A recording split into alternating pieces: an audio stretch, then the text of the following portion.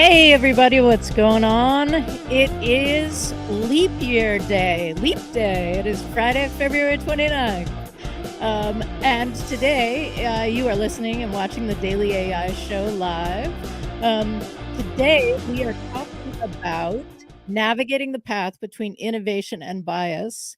And this was like a conversation that went nuts because of Gemini's creation of images. And we'll talk a little bit about that, but it's also just a really important topic in LLMs in general and training AI. So today with us, we have Junmi and Andy, and I am Beth. And we'll let you know if anybody else joins the conversation. So, Andy, do you want to orient us a little bit with this conversation? Sure. Let me give a context window here, short context window, pump it in there. So AIs are trained with data. GPTs that are the main architecture generative pre-trained transformers are pre-trained with data, and it's from that data that they then make predictions. So they're prediction engines, and it's been a well-known issue in machine learning for a long time that if you're training data, forget about GPTs and conversational LLMs, but just even in simple regressive prediction, like if you give it some data and you say, okay, now I'm going to give you some sparse points of data and I want you to tell me what the probable classification of this is, or what's the predictive value of certain other values. If I give it a bunch of example data in its pre-training that's all focused on certain area of outcomes but is ignoring lots of others, so it's incomplete data, then the predictions will be focused on those outcomes, thinking that that is the sort of the universe of the probable outcomes. Mhm. Well, that's been recognized, and so there's a whole approach to saying, okay, well, let's have the gaps that are missing in this thing. Let's fill it in with synthetic data, or we can, find more data in the world that represents these missing representations. Now, put that into the enormous process of doing pre-training for these very large language models, and that's ingesting trillions of data points from all kinds of sources, but all those sources are human generated on the Right. web. Okay, so there's inherent bias in what is collected. There's also an enormous bias because the major large language models are being trained on a lot of English language and sort of Western civilization oriented information. Now that's not true of the Chinese models, but the ones that we're accustomed to using have an inherent bias just because they're looking at data that's been spewed out there over decades. Uh, since the beginning of the internet, to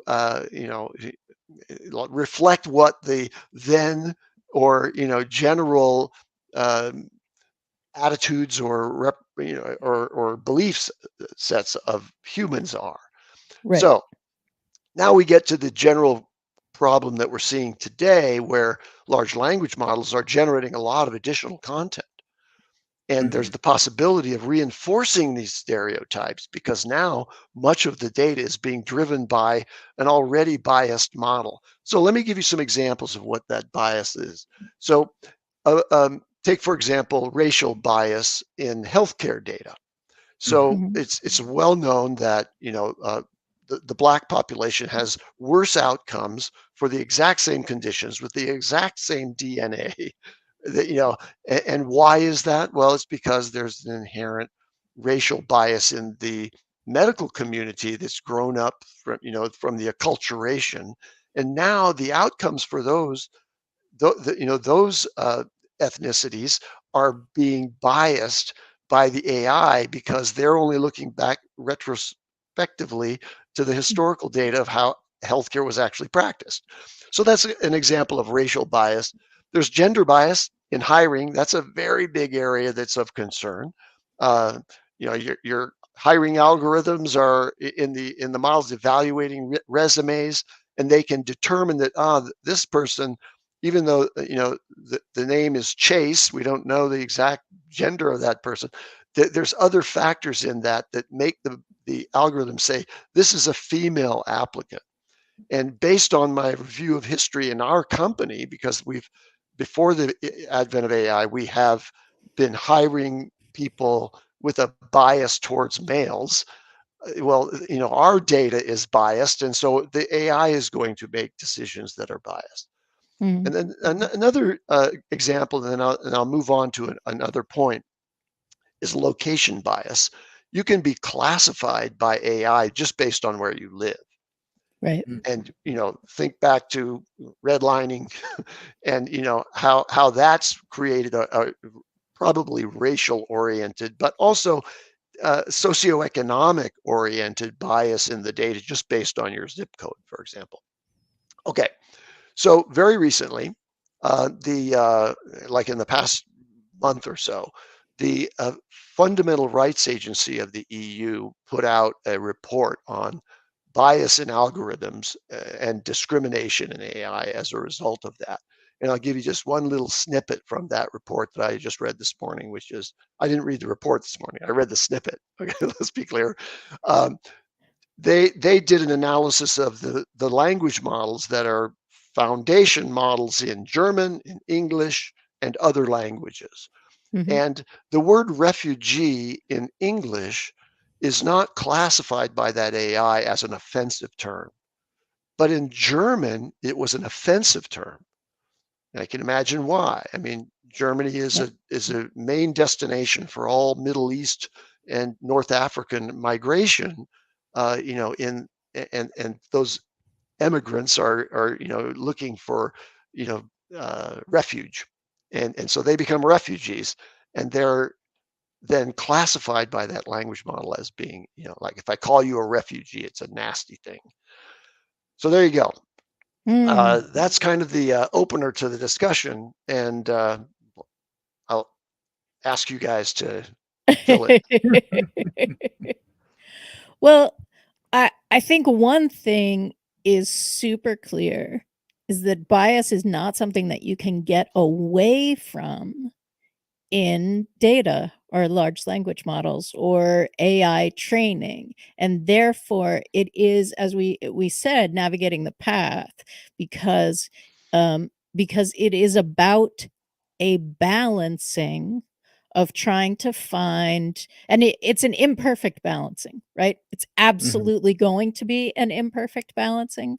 And so it's an ongoing thing. It's not like you can write a regulation and now there's no bias, or it's an acceptable bias for the people in power, right? Like, I mean, there's just like a ton of sticky, complicated points that go into this, but it is still really important to grapple with, because bias also includes safety and alignment, right? So when we talk about the coming transformation that's happening in society, and work, and all of the nouns that you would put at the end of that,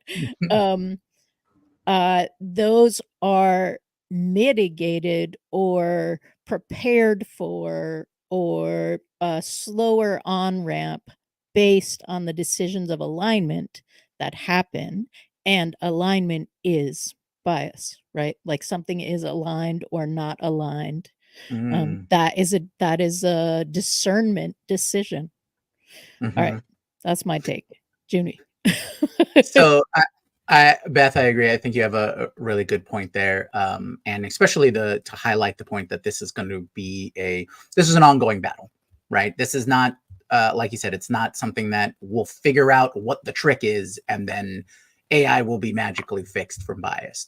It's something that we have to consider from the get-go, from the beginning, when training, when building, when using AI, and specifically LLMs in this case. What I did want to focus on are some possible ways that we can mitigate bias in AI.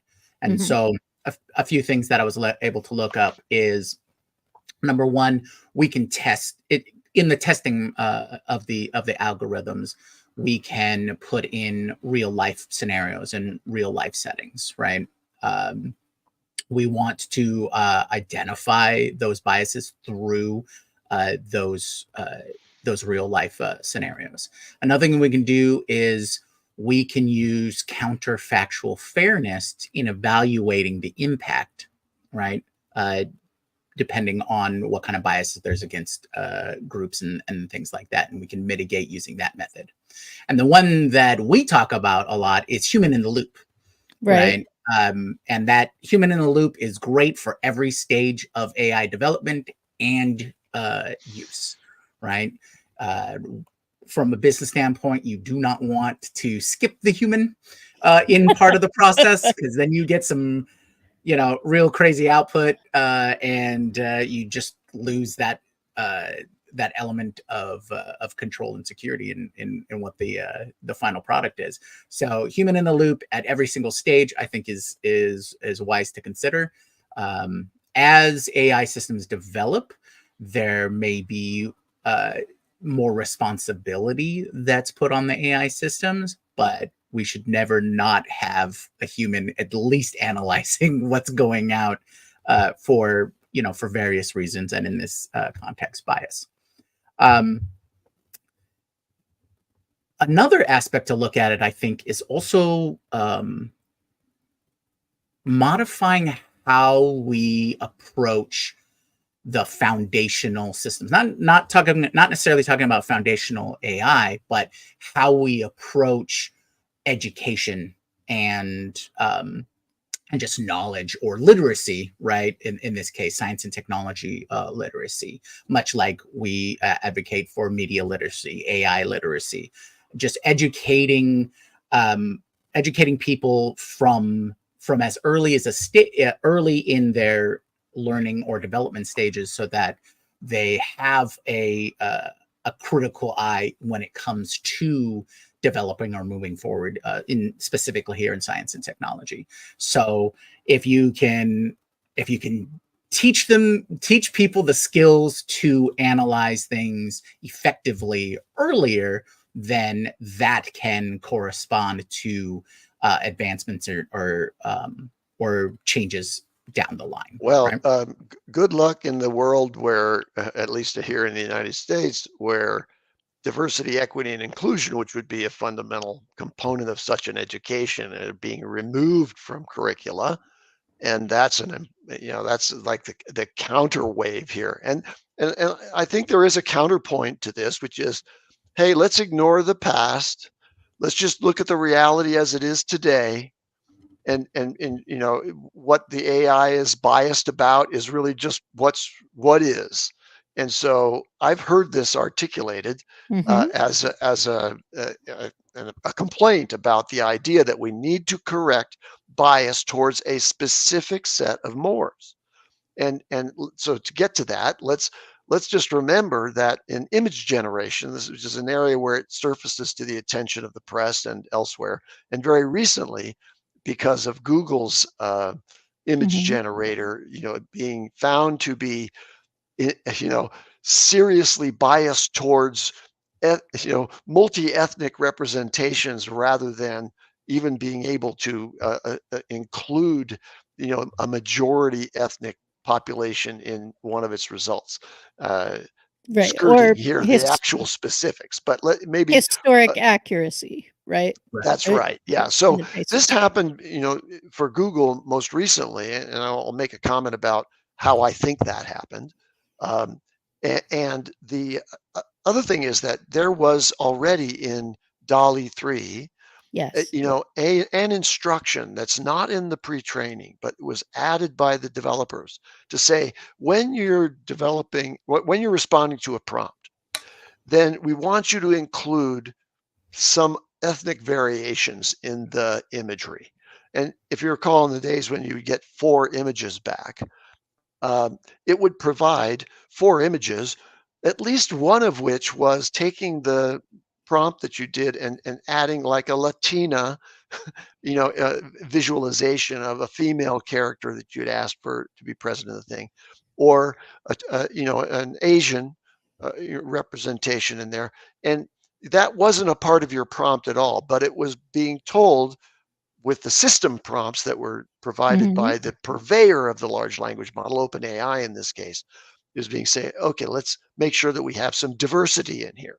So it had a Mhm. diversity override. Now, fast forward to today when Google launched its very, very competent models, but they didn't have anything more than that kind of brute force post-training instruction set that said, make sure you're completely diverse on this, and maybe with a slant towards inclusion of all kinds of diverse ethnicities when you're generating an image. And that led to people sort of uh, red teaming that image generator and asking specifically for an image of a 1943 German soldier. Right. And Mhm. you've probably seen this in the press. All of you who are watching this show anyway have. And what it came out with was German soldiers, in multiple ethnicities, none of which were German. Right. So Right. that's the problem of bias. And so they turned it off. They turned it Mhm. off, and now they're going to go more thoughtfully It turned at image how. generation off. Yeah, Yeah, I'm yeah, sorry. turned Yeah, image. image Right, generator. Yeah, that's right. right, right. Well, it's Completely. So they turned off their yeah, whole service because their override instruction was doing something that was really kind of biased in the wrong direction. And well, I to be think fair, what you really point out. Oh, go sorry. ahead. Go ahead, Beth. I was just going to say, to be fair, Google has been obviously wrestling with this for a while, because prior to this, it would not engage with you about images that had faces, right? Like Mhm. it is not, it would not generate images with faces. If you gave it a doll, you would need to explain, yes, it has a face, but it's not a human, it's a doll, right? Like I think we can talk about it. Right. And so clearly there was evidence coming up to this that this was something that they were wrestling with. And I think we just saw the bleed out. Jamie. Right. Well, I was just going to point out, Andy, like your examples are perfect. I think we need to highlight the fact that both OpenAI and Google's approach was an after the fact approach. Right. They Right. tried to use their own system prompts to either force a diverse look, or to mitigate their data bias, right? Their data set bias, the things that their AI systems are built off of, their models are built off of. So, it, I think what we really got to like approach this from let's start this from the beginning, right? Let's apply these bias mitigating steps from the beginning in when we develop these models. So they're kind of playing catch up with, this is what we got. Oh, now let's try and stick a band-aid on it or whatnot. Mhm. So if Gemini, the debacle with Gemini image generation does anything, I think it brings or highlights the fact that the basic data set needs to be bias needs to be mitigated, or that step needs to have more attention to it. And there was one other point that I was coming up with. Thank you, Perplexity. That the idea of data integrity, right? So cleaning up the data, because crap in, crap out, and we've seen these big blowups because of it. And two, diversifying the AI teams themselves. Because when you Yes. have people who have different life experiences from different places, that insight, having more eyes and brains on a problem, can provide you more a greater data set. They can apply their own life experiences to it and notice things that people who have their own inherent biases from who they are and how they grew up can be blind to, right? So when Right. more is better, mix more into the pot, because it can only come out better because you have all of these perspectives. And So it's a question of the yeah, weights. And when you're doing this mix, this virtuous yeah, mix of data that's going to be included, and the question is how much of each one is fairly added to the pot in order to make it representative of the broad, diversity of the humans on the globe. So this gets to a sort of a meta level bias that's in AI yeah, as a result of the sort of the main prongs of AI development being in the English language, nations Hmm. of the UK and the United States and Canada and so on, Australia. There's centers of excellence and all those that have basically focused on English language data for language model training. And then you have another locus in China. I believe it's in Mandarin that their systems Hmm. are being operated along with their character representation of language for their text inputs and outputs. So you have those two, but there's a bunch of different philosophies and cultures and so on out there that have no representation in the data or a very small representation in the data. And Right. so, how do you get when you ask a question about a culture? We've run into this recently where we're trying to find a capable large language model that doesn't have a lack of facility with an unusual language rather than one of the main ones.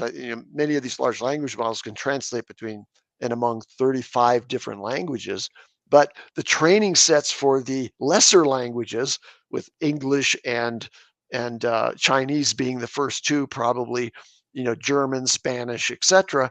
Uh, you know, the other languages and the other cultures, they just haven't had enough data ingested about them to have a fair Right. representation of their distinct and diverse ways of thinking, ways of believing, and all of that. So we've biased the world of AI, which is now being propagated out there, just like US media culture is mhm. propagated out there because we have Hollywood.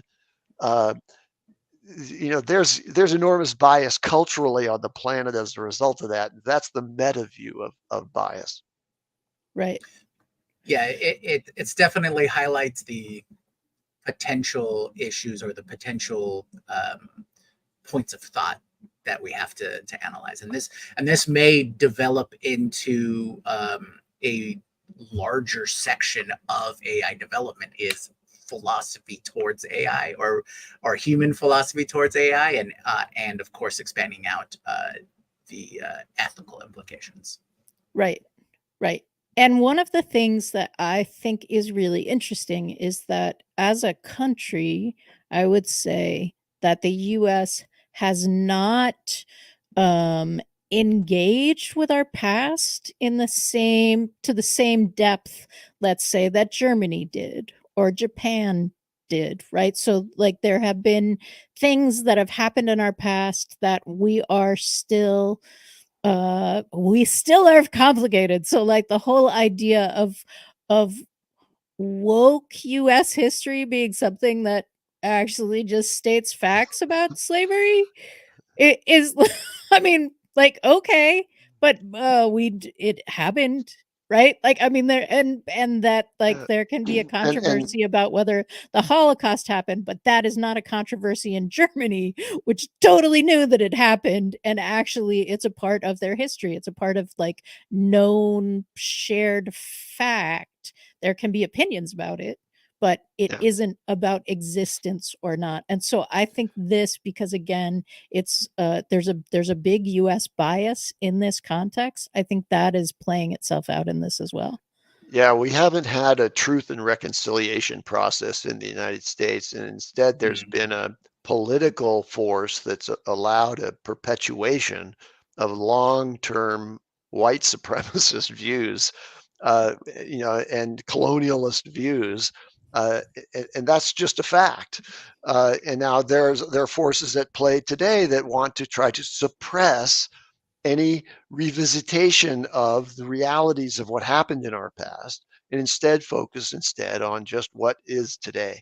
And that's a little Pollyanna in my view. I think it's more important that there be broader and more diverse education. That's a personal opinion. Um, Well, but yeah, we're wrestling with that. like we totally are, and I think the world is to a certain extent as well. Again, I think that there are different weights in terms of like how open your culture has been to how much the culture has told a similar story. Um, uh, and who is dominant in your culture and blah, blah, blah, blah. But I do think that this is that one of the most important things in terms of the stories that we tell ourselves that are coming out of this is the tension between the story that existed in your past, which is what your data is trained on, because data is past data or it's synthetic data generally made in the pattern of your past data, right? Or intentionally made in a slightly different pattern. You Unfortunately, have the data about the past underrepresents the oppressed elements of a society, right? It's right. it's the winners and the survivors, who become dominant, who write history. So when you use data from the past, it has its own biases. And how do you correct that in now what is the global encyclopedic data that's being used to train the new intelligences that have far-reaching implications for all societies around the world, and that's really scary. Now, I'm also interested in, how will the AI transcribe the blah, blah, blah, blah, blah, blah. Yeah, how are you spelling that? I don't know if the AI is going to be able to interpret that one.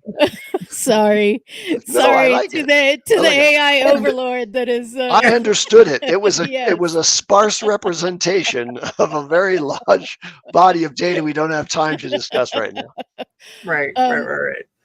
So I do think that it is important to take like, why does this matter? This matters because we have interest in future change, right? Mhm. Like it isn't just that that the past is like we need an exact representation of the past, or we need the past to predict the patterns of the past, to predict what's happening now and what's going to happen in the future. We shift that all the time, right? We had a pandemic. We learned from the pandemic, right? Like disease bad, just on a general idea, like less disease, yay. I realize that's also a complicated topic, but like we learn from what's happened in the past and we shift behavior. And that is kind of in the essence of what we're trying to do in this context, so that we can weight the behavior and the answers that are going to come through this to be more beneficial. And then we get to like, to who? How do you decide that? Those kinds of things. But that's really what's the essence of this. Junmi. So I was just going to ask, as we wrap up here, what would you say? Give me one or two examples of what our audience can do in practical terms to mitigate or navigate bias when they implement AI into their businesses or their daily lives.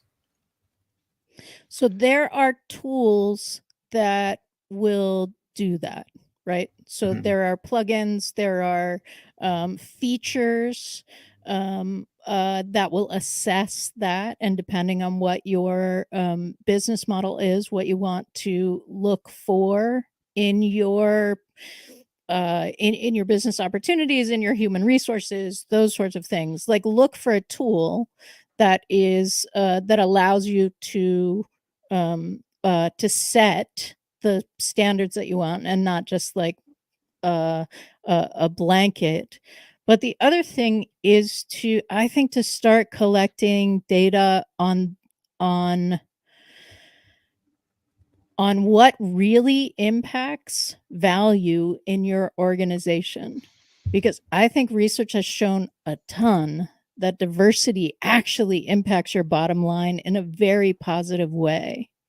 And most business data is already biased too. Like, what grows money is good, right? Just like on a general, what grows money, what grows value, what grows knowledge. And so just to be super clear about that, like collect the data and make those shifts in a way that will positively impact your business. Yeah, on that point about diverse teams and or diverse companies, outperforming others. There's a very large study internally at Google about what the most high performance teams had as their, sort of DNA that made them so high performance compared to other teams within Google that didn't perform as well. And it was principally two things. One was, sufficient diversity of points of view in the team, and a culture within the team that accepted and encouraged the contribution of diverse points of view. You can imagine the stultification of a team Right. by a domineering leader who is saying, no, let's not even go there. That's not an angle we want to pursue, when in fact it's an expression of something that could actually give you a new, novel, lateral thinking kind of approach that would, improve the outcomes by generating new possibilities.